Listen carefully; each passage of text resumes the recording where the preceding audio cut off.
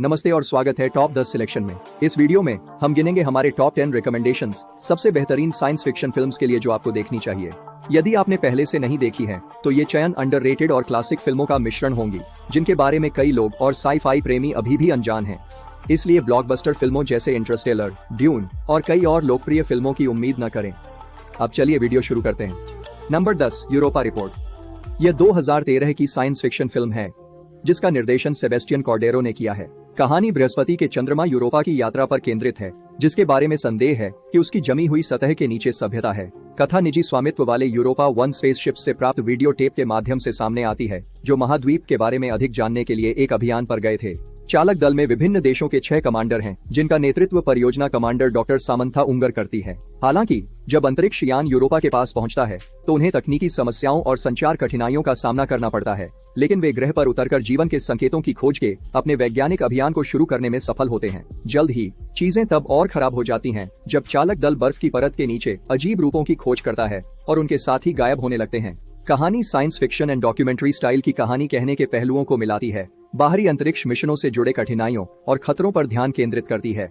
यह दिखाती है कि मानवता अपरिचित और संभावित रूप से खतरनाक स्थितियों के बीच कितनी लचीली और जिज्ञासु है। यह अंतरिक्ष रोमांच की सराहना करने वालों के लिए है, न कि तकनीक या एलियन केंद्रित फिल्मों के शौकीनों के लिए। Number 9, Outlander. यह 2017 की साइंस फिक्शन एक्शन फिल्म है जिसका निर्देशन हावर्ड मैकेन ने किया है। फिल्म का केंद्र कनान है, एक आकाशगंगा योद्धा जो पृथ्वी पर दुर्घटनाग्रस्त हो जाता है और अनजाने में मोरवेन, एक खतरनाक राक्षस को ग्रह पर छोड़ देता है। इस भयानक खतरे से लड़ने के लिए कनान पास के वाइकिंग कबीले के साथ मिलकर काम करता है जो शुरू में कनान पर उसके अजीब पृष्ठभूमि के कारण संदेह करते हैं, लेकिन कनान अंततः अपनी युद्ध कौशल और मोरवेन की समझ के कारण उनका सम्मान प्राप्त करता है। कनान और वाइकिंग्स मोरवेन का पता लगाने के प्रयास में कई बाधाओं और संघर्षों का सामना करते हैं और इस राक्षस को हराने के लिए अपने संसाधनों को एकजुट करते हैं। फिल्म की अभिनव अवधारणा चमकती है, जैसे कि इसका उत्कृष्ट मिश्रण एक्शन, रोमांच और उत्कृष्ट दृश्य। फ्यूचरिस्टिक साई-फाई के साथ जोड़ी गई कठोर प्री हिस्टोरिक वाइकिंग वातावरण एक विशिष्ट और दृश्य रूप से आकर्षक सेटिंग बनाती है, भले ही इसकी कुछ पूर्वानुमेय कहानी तत्वों के साथ इसकी कमियां हों। यह फिर भी ऐतिहासिक एक्शन और विज्ञान कथा का आनंद लेने वालों के लिए एक मजेदार और रोमांचक फिल्म है। यह हाइब्रिड ऑफ जॉनर्स कुछ नया प्रदान करता है। Number 8, other life. यह 2017 की विज्ञान कथा थ्रिलर फिल्म है जिसका निर्देशन बेन सी. लुकास ने किया है। मुख्य कहानी रेन अमारी का अनुसरण करती है, एक उज्ज्वल न्यूरोसाइंटिस्ट जो अदर लाइफ नामक एक कंपनी बनाती है जो उपयोगकर्ता की समय की जागरूकता को बढ़ाने के लिए अत्याधुनिक तकनीक बनाती है ताकि आभासी वास्तविकता में जीवन जैसी अनुभवों का उत्पादन किया जा सके। इस प्रकार के अनुभव, जिसे अदर लाइफ कहा जाता है, व्यक्तियों को केवल कुछ मिनटों में महीनों, वर्षों या यहाँ तक कि दिनों का अनुभव करने की अनुमति देता है। जैसे ही कंपनी एक बड़े लॉन्च की तैयारी करती है, रेन तकनीक को अनुकूलित करने के लिए एक आत्म परीक्षण करती है, लेकिन कुछ भयानक गलत हो जाता है और रेन खुद को अपनी ही बनाई हुई वर्चुअल कैद में फंसा लेती है। कहानी तब और जटिल हो जाती है जब वह इस निर्मित वास्तविकता को समझने की कोशिश करती है और अपनी ही यादों को चुनौती देती है ताकि वह इससे बाहर निकल सके। फिल्म की अनोखी अवधारणा और अस्तित्व की अवधारणा जैसे कठिन विषयों की जांच इसे इतना मजबूत बनाती है और दर्शकों का ध्यान पूरे समय बनाए रखती है।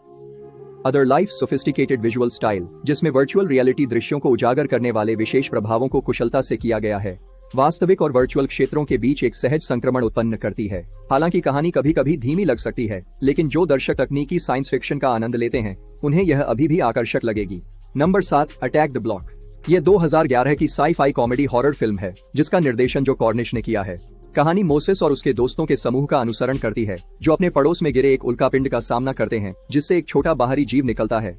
जानवर को मारने के बाद मोसेस उसे पुरस्कार के रूप में रखता है, लेकिन जैसे जैसे समूह और खोदता है, अन्य उल्कापिंड क्षेत्र में गिरते हैं जिनमें बड़े, अधिक आक्रामक विदेशी राक्षस होते हैं, जिससे समूह को एहसास होता है कि उन्हें विदेशी आक्रमण के खिलाफ अपने ब्लॉक की रक्षा करनी होगी। ब्लॉक की संरचना की अपनी समझ का उपयोग करते हुए और घरेलू हथियारों से लैस होकर दल विदेशी राक्षसों से अनगिनत उग्र लड़ाइयों में लड़ता है। फिल्म की सबसे अच्छी बात यह है कि यह वर्ग, पहचान और सामुदायिक एकता की चिंताओं को उजागर करती है, जबकि हास्य, हॉरर और सामाजिक आलोचना को जोड़ती है। फिल्म में तेज संवाद, बिजली की गति से एक्शन और गुड रियलिस्टिक इफेक्ट्स हैं जो विदेशी राक्षसों को जीवंत बनाते हैं। यह सबसे कम आंकी गई विज्ञान कथा फिल्मों में से एक है जो विदेशी आक्रमण और किशोर शैलियों दोनों पर एक असामान्य दृष्टिकोण पेश करती है, जिसमें उत्कृष्ट प्रदर्शन और एक दिलचस्प दक्षिण लंदन पृष्ठभूमि है। Number 6, Pandorum. यह 2009 की साई-फाई हॉरर फिल्म है जिसका निर्देशन क्रिश्चियन ओलवार्ट ने किया है।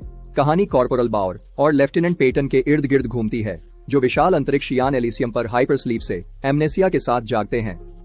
वे जहाज को अव्यवस्था में पाते हैं जिसमें इसका रिएक्टर खराब हो रहा है।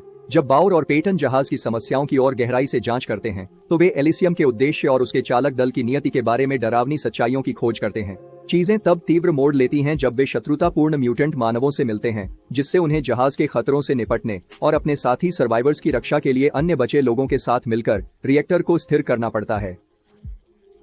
फिल्म शुरुआत से ही एक मजबूत एटमॉस्फेरिक टेंशन पैदा करती है, जबकि इसका क्रैम्प्ड एनवायरनमेंट मनोवैज्ञानिक पहलुओं और विज्ञान कथा आतंक के साथ मिलकर अंतरिक्ष यात्रा के खतरों पर एक डरावनी और दिलचस्प नाटक बनाता है।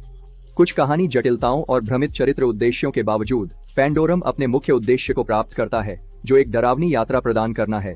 यह साई-फाई हॉरर के प्रशंसकों के लिए एक उत्कृष्ट विकल्प है। Number 5, artificial intelligence. यह 2001 की एक साइंस फिक्शन फैंटेसी फिल्म है जिसका निर्देशन स्टीवन स्पीलबर्ग ने किया है।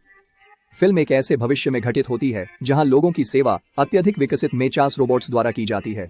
कहानी डेविड पर केंद्रित है, जो एक अत्यंत बुद्धिमान रोबोटिक लड़का है जिसे हेनरी और मोनिका स्विंटन द्वारा अपनाया जाता है, जिनका जैविक पुत्र मार्टिन एक घातक बीमारी के कारण क्रायोजेनिक नींद में है। हालांकि मार्टिन के ठीक होते ही मोनिका डेविड को छोड़ देती है, जिससे उसके जीवन पर नकारात्मक प्रभाव पड़ता है। एक वास्तविक लड़का बनने और मोनिका का स्नेह पुनः प्राप्त करने के उद्देश्य से डेविड, जो एक मेचा, से मिलता है और उस प्रसिद्ध नीली परी को खोजने के लिए निकल पड़ता है, जिसे वह मानता है कि उसकी इच्छाओं को पूरा करने की शक्ति है। फिल्म प्रेम, मानवता और मशीन इंटेलिजेंस के नैतिक परिणामों जैसे जटिल दार्शनिक विषयों की कुशलता से जांच करती है। जबकि फिल्म कभी-कभी असंगत हो सकती है, स्पीलबर्ग के भावनात्मक प्रभाव और अधिक गहरे विषयों के बीच बदलती रहती है, फिर भी यह एक आकर्षक और विचारशील सिनेमाई अनुभव प्रदान करती है। नंबर 4, डेजा वू। ये 2006 की साइंस फिक्शन एक्शन फिल्म है जिसका निर्देशन टोनी स्कॉट ने किया है। कहानी अधिकारी कार्लिन के इर्द गिर्द घूमती है, जो न्यू ऑर्लियंस की एक नाव पर हुए हमले की जांच करता है जिसमें कई लोगों की मौत हो जाती है। कहानी तब गहन हो जाती है जब वह स्नो व्हाइट नामक अत्याधुनिक निगरानी प्रणाली से लैस विशेष दस्ते में शामिल होता है, जो उपयोगकर्ताओं को 4 दिन पहले की घटनाओं को देखने की अनुमति देती है। हालांकि जैसे जैसे कार्लिन जांच करता है, उसे पता चलता है कि हमलावर अपने हमलों को अंजाम देने के लिए समय में हेरफेर कर रहा है।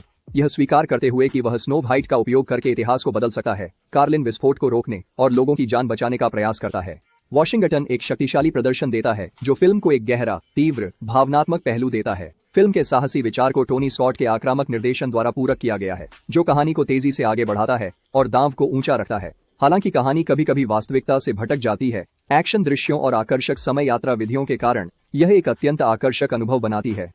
कुल मिलाकर फिल्म अपनी अनूठी दृष्टिकोण के साथ इस शैली की अन्य फिल्मों से अलग है, जो एक दिलचस्प कहानी और ठोस मनोरंजन दोनों प्रदान करती है। नंबर 3, दी 13वां फ्लोर। यह 1999 की साई-फाई नियो-नोयर फिल्म है जिसका निर्देशन जोसेफ रोसनाक ने किया है। कहानी लॉस एंजल्स शहर में घटित होती है और हनन फुलर पर केंद्रित है, जो एक वर्चुअल रियलिटी सिमुलेशन व्यवसाय के प्रमुख हैं, जिन्होंने लॉस एंजल्स के डिजिटल रियलिटी पुनर्निर्माण का एक क्रांतिकारी सिमुलेशन बनाया। हालांकि जब फुलर मृत पाए जाते हैं तो डगलस हॉल, एक एम्प्लॉई, को मुख्य सस्पेक्ट के रूप में प्रस्तुत किया जाता है। इस बीच हॉल को फुलर का एक नोट मिलता है जिसमें संकेत है कि उसने उनके वर्चुअल वर्ल्ड इनोवेशन के बारे में एक महत्वपूर्ण तथ्य सीखा हो सकता है। अपनी निर्दोषता साबित करने और अपराध को सुलझाने के लिए बेताब हॉल 1937 के सिमुलेशन में जाता है ताकि सच्चाई का पता लगा सके। फिल्म में नाटकीय दृश्य और दिमाग को मोड़ने वाली अवधारणा है, साथ ही एक अविश्वसनीय मोड़ है जो आपको वास्तविकता पर सोचने पर मजबूर कर देगा। जबकि कुछ कहानी तत्व इस शैली के प्रशंसकों के लिए बुनियादी लग सकते हैं, फिल्म दिलचस्प बनी रहती है, पूर्वाग्रहों को चुनौती देती है और दर्शकों को दिमाग को मोड़ने वाले अंत तक सोचने पर मजबूर करती है। यह उन साई-फाई और थ्रिलर प्रेमियों के लिए अवश्य देखी जाने वाली फिल्म है जो संवर्धित वास्तविकता और मानव विचारों के अनसुलझे रहस्यों पर एक नया दृष्टिकोण चाहते हैं। Number 2, real steel. ये 2011 की साइंस फिक्शन स्पोर्ट्स फिल्म है जिसका निर्देशन शॉन लेवी ने किया है। यह फिल्म भविष्य में घटित होती है जहां रोबोट लड़ाई एक अत्यंत लोकप्रिय खेल बन गई है। इस खेल में मानव मुक्केबाजों की जगह मानव संचालित मशीनें लेती हैं, जो रोमांचक मुकाबलों में भाग लेती हैं। कहानी एक संघर्षरत सेवानिवृत्त मुक्केबाज चार्ली कैंटन के इर्द गिर्द घूमती है, जिसे पैसे के बदले अपने बेटे की गार्डियनशिप मिलती है। हालांकि जब मैक्स एक कबाड़खाने में एडम नामक एक पुराना रोबोट पाता है और चार्ली को एडम को रोबोट बॉक्सिंग टूर्नामेंट के लिए प्रशिक्षित करने के लिए राजी करता है, तो उनके जीवन में सब कुछ बदल जाता है। एक पुराने लड़ाकू रोबोट के रूप में जाने जाने के बावजूद एडम एक हमले को सहन करने और लड़ाई जारी रखने की असामान्य क्षमता का प्रदर्शन करता है। जैसे जैसे एडम रोबोट लड़ाई की दुनिया में ऊपर उठता है, चार्ली और मैक्स अपनी टूटी हुई दोस्ती को सुधारते हैं, जबकि प्रतिस्पर्धी रोबोट मास्टर्स से मुकाबला करते हैं। फिल्म शानदार रोबोट लड़ाई को छूने वाले पारिवारिक नाटक के साथ संतुलित करती है, जबकि ह्यू जैकमैन और डकोटा गोयो उत्कृष्ट प्रदर्शन देते हैं। फिल्म के दृश्य प्रभाव उत्कृष्ट हैं, हिंसक और विश्वसनीय रोबोट बॉक्सिंग प्रतियोगिताओं को प्रस्तुत करते हुए एक चलती हुई कहानी भी बताते हैं जो मोचन, दूसरे अवसरों और पिता पुत्र के रिश्ते की है। नंबर 1, प्रेडेस्टिनेशन। ये 2014 की साई-फाई एक्शन थ्रिलर फिल्म है जिसका निर्देशन माइकल और पीटर स्पिरिग ने किया है। कहानी एक एजेंट का अनुसरण करती है जो फिजल बॉम्बर नामक हमलावर को पकड़ने के मिशन पर है। इस लगातार अपराधी की तलाश में एजेंट समय यात्रा तकनीक का उपयोग करके इतिहास के विभिन्न बिंदुओं पर कूदता है और एक समय लूप में फंस जाता है। अपने मिशन के दौरान एजेंट एक रहस्यमय व्यक्ति अनमैरिड मदर से मिलता है जो घटनाओं की एक श्रृंखला की कहानी साझा करता है। कई अप्रत्याशित रहस्यों का खुलासा करता है जो एजेंट को आश्चर्यचकित करते हैं और हमले को रोकने के उसके मिशन को और भी कठिन बना देते हैं। फिल्म की समय यात्रा विसंगतियों और जटिल कथा के प्रति कुशल दृष्टिकोण दर्शकों को रुचि बनाए रखता है, जिससे उन्हें लगातार कहानी की घटनाओं की व्याख्या पर पुनर्विचार करने के लिए मजबूर होना पड़ता है। हालांकि एथन हॉक एक ठोस प्रदर्शन देते हैं, सारा स्नूक अपने जटिल और आकर्षक चित्रण के साथ शो चुरा लेती है जो एक अप्रत्याशित स्थिति में फंसे एक चरित्र का है। कुल मिलाकर यह एक प्रिय साई-फाई क्लासिक है और समय यात्रा शैली की अवश्य देखी जाने वाली फिल्मों में से एक है। आज के लिए बस इतना ही। इस वीडियो को देखने के लिए धन्यवाद और फिल्मों और सीरीज से संबंधित और वीडियो देखने के लिए हमारे चैनल को सब्सक्राइब करें।